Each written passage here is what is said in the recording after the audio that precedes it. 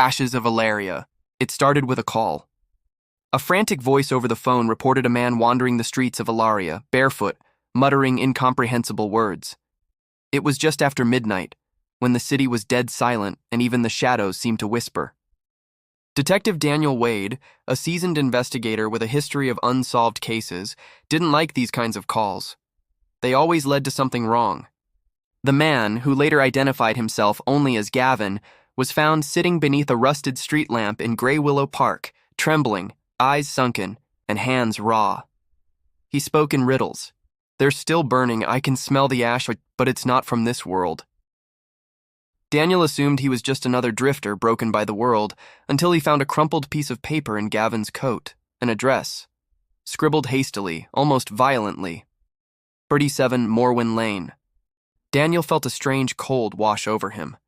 That house had burned down nearly 15 years ago. No one had been there since. The next day, against every instinct, Daniel took Gavin to the ruins of 137 Morwen Lane.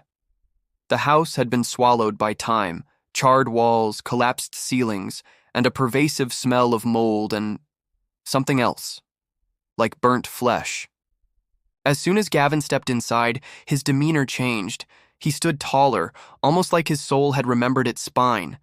His voice deepened, and he whispered, "She's here, still crying." Daniel, now deeply unsettled, explored the ruins. In a hidden basement room, one that hadn't been in the original house plans, they found a nursery, preserved, untouched by the fire.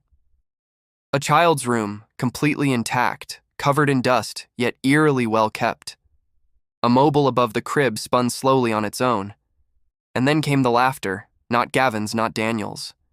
A child's laughter, echoing faintly through the walls, fragments of the past. Documents recovered from a sealed drawer revealed that Gavin's real name was Elias Harper. He had once lived there with his wife Annabelle and daughter Mira. The fire that consumed the house had been ruled accidental, but the evidence Daniel found suggested otherwise.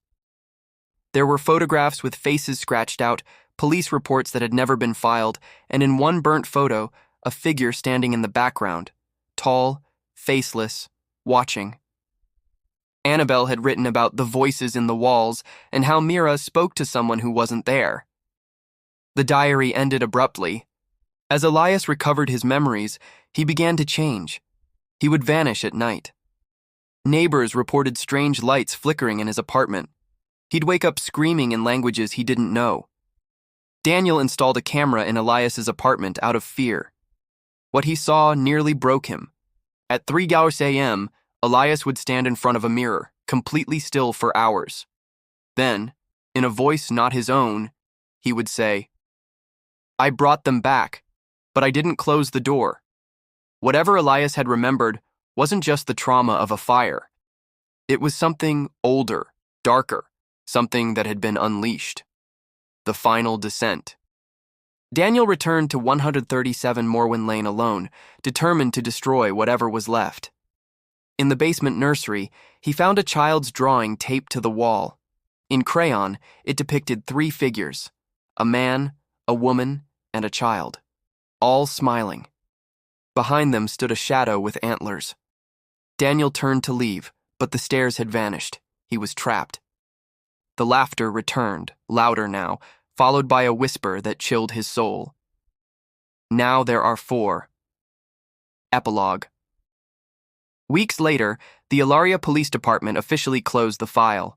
Detective Daniel Wade was listed as missing under mysterious circumstances.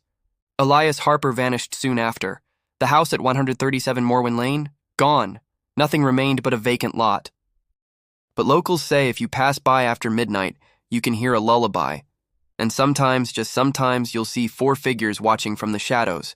And if you look too long, you might forget your name too.